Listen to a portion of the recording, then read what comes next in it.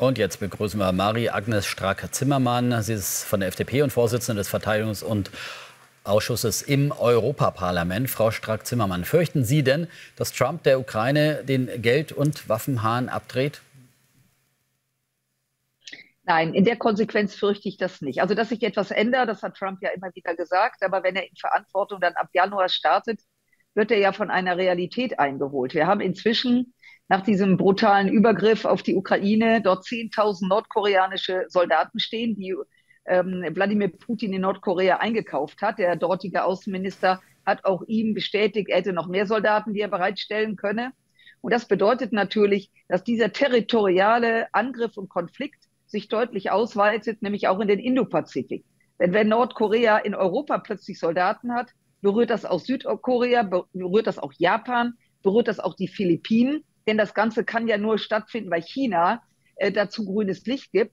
Und das bedeutet, dass eben die engsten Verbündeten der Vereinigten Staaten im Indopazifik eben schauen, was passiert da gerade in Europa. Und Trump wird auch ganz genau hinschauen, was bedeutet das für den Indopazifik. Denn eins ist klar, und das wissen wir schon seit Clinton und Obama, dass nämlich der Indopazifik im Visier positiv der Vereinigten Staaten ist, weil dort der große Herausforderung China sitzt. Allerdings hat Trump versprochen, dass er sogar noch, bevor er offiziell als Präsident antritt, innerhalb von 24 Stunden durch ein paar Telefonate diesen Konflikt in der Ukraine beenden wird. Naja, dann wollen wir mal schauen. Wenn dem so ist, dann ist die Frage, wie ihm das gelingt. Vor allen Dingen, wenn es ihm gelingen sollte, dann geht es ja um einen gerechten Frieden. Und ich werde nicht müde zu wiederholen, dieser völkerrechtswidrige Angriff bedeutet, dass das Territorium von der Ukraine seitens Russland vereinnahmt wird, die Ostukraine, die Krim schon vor 10 Jahren. Und wenn er das sozusagen abgibt und sagt, es ist Frieden und die Ukraine gibt dafür einen Teil ihres Landes her, die Ostukraine ist übrigens so groß wie Portugal, wenn er das machen würde, was ich nicht glaube, dann ist das eine offene Einladung an Wladimir Putin, an den Diktator in Nordkorea, an den Iran und auch an China, sich zu nehmen, was sie wollen, weil der Westen nicht richtig reagiert. Insofern, wir warten jetzt mal ab.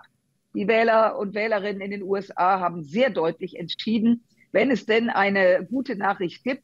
Ich räume ein, ich hätte den Sieg Kamala Harris bevorzugt. Aber wenn es eine gute Nachricht ist, dass das jetzt klar ist, es gibt also kein Gewackel, sondern es ist jetzt völlig klar, was in den Vereinigten Staaten passiert. Und das ist wichtig, weil wir uns in Europa und in Deutschland darauf jetzt einstellen können und auch werden müssen.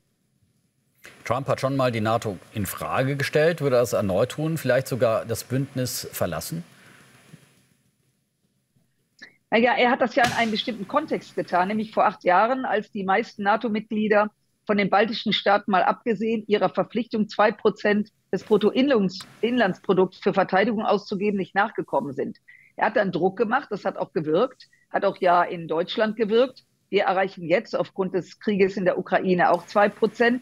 Und das wird er weiter fordern. Und wenn man dem Generalsekretär der NATO zuhört, Stoltenberg, und jetzt dem neuen Generalsekretär, dann wissen wir, dass 2% auch nicht reichen wird, sondern das wird Trump einfordern. Und wenn er das Gefühl hat, dass Europa seinen Verpflichtungen nachkommt, und an der Stelle hat er übrigens auch nicht Unrecht, dann glaube ich nicht, dass er die NATO verlassen wird.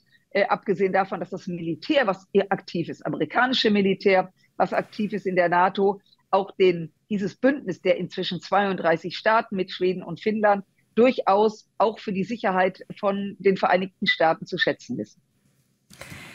Jetzt könnte ja dieses Szenario mit Trump an der Spitze im Weißen Haus auch eine Chance sein für Europa, dass man sich mehr auf sich selber besinnt und mehr zusammensteht. Allerdings zeigt sich momentan auch schon, also auch unter Biden, dass Europa sich eher gespalten hat und dass das jetzt vielleicht auch eher Populisten als Chance sehen, die Macht zu ergreifen. Was erwarten Sie? Also, dass Populisten das jetzt versuchen, ja.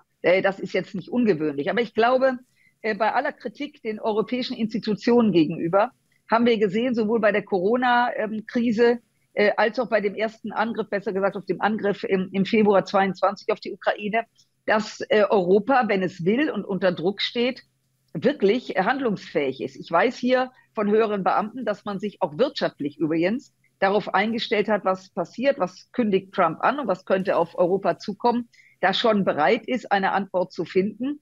Allein letztendlich braucht es den politischen Willen. Und das ist natürlich in Europa in der Frage, ist Europa, heute wird übrigens der Kommissar für Verteidigung zum ersten Mal in einem Hearing zu Worte kommen, ist Europa in der Lage, das eigene Territorium zu schützen und abzuschrecken, dass es eben nicht so ergeht wie der Ukraine. Und ich glaube, dass das so sein wird. Es wird aber auch die Rolle Deutschlands eine Rolle spielen. Ist Deutschland bereit, eine Führungsrolle zu übernehmen? Sollte sich die Vereinigten Staaten reduzieren? Ich glaube nicht, dass sie sich ganz rausnehmen. Sind wir in Deutschland dazu bereit? Ist der Kanzler dazu bereit, diese Rolle anzunehmen? Da ist meine Sorge deutlich größer als das, was in Europa passiert. Und insofern werden wir schauen, was jetzt passiert. Aber der Blick nach Deutschland. Deutschland muss mit den Partnern zusammen eine Rolle übernehmen. Jetzt geht es nicht mehr. Wir gucken mal in die USA, was die machen, und dann machen wir es auch. Nein, wir in Deutschland, das größte und bevölkerungsreichste Land in Europa, hat jetzt eine Rolle auszufüllen. Ob der Kanzler das macht, wage ich zu bezweifeln. Ich bin ja immer optimistisch, aber er ist ja nicht gerade aufgefallen, in den letzten 1000 Tagen da besonders aktiv zu sein. Und da muss natürlich jetzt etwas folgen. Vor allem hat er momentan keine stabile Regierung. Sollte sich angesichts der Trump-Wiederwahl jetzt die Ampel eher zusammenraufen, oder raten Sie gerade Ihren FDP-Parteifreunden in Berlin, die Ampel zu Fall zu bringen? Naja, also ich gebe keine Ratschläge. Wir beraten das ja alles zusammen. Ich kann Ihnen nur so viel sagen. Gerade im Hinblick auf die Sicherheit unseres Landes, auf die Sicherheit unseres Kontinentes. Wir werden in Zukunft deutlich mehr finanzielle Mittel in die Hand nehmen müssen, um unser Land und unseren Kontinent zu schützen. Das wird nur funktionieren, wenn die Wirtschaft wieder in die Bahn gelenkt wird, dass eben die Wirtschaft wächst. Christian Lindner, der Finanzminister, ist vorbereitet auf der einen Seite auf eine Trump-Administration, hat aber gleichzeitig ein Punktepapier auf den Weg gebracht, worauf es jetzt ankommt. Und darum geht es jetzt, dass wir jetzt reagieren, gerade und besonders mit dem Ausgang der Wahlen in den Vereinigten Staaten. Also ein weiter so, ein weiter wursteln, mal gucken, mal so ein bisschen machen, das ist vorbei. Und insofern bin ich sicher, dass auch mit dieser Intention Christian Lindner in den Gesprächen ist. Jetzt muss gehandelt werden. Wir haben überhaupt keine Zeit mehr. Und zwar wirklich überhaupt keine Zeit mehr. Und gerade jetzt, das, was in den Vereinigten Staaten passiert, ist ja für uns ein Signal, dass wir aufgewacht sind. Also Good Morning Europe. Ich hoffe, wir haben alle gut geschlafen. Das ist jetzt vorbei. Und ich habe schon vor ein paar Tagen gesagt, wer immer die Wahl gewinnt, heute beginnt der Zahltag Europas. Und das werden wir als Deutsche nur leisten können, wenn wir unsere Wirtschaft wieder auf den richtigen Kurs bringen. Und da sind wir leider noch nicht auf dem richtigen Weg. Und da muss sich jetzt der Kanzler bewegen, und zwar sehr hurtig, sehr schnell, und auch die Grünen. Und wenn das gelingt, dann werden wir auch weiterarbeiten. Und wenn nicht, dann werden wir unsere Konsequenzen ziehen müssen. Sagt Marie-Agnes Strack-Zimmermann. Vielen Dank für dieses Interview.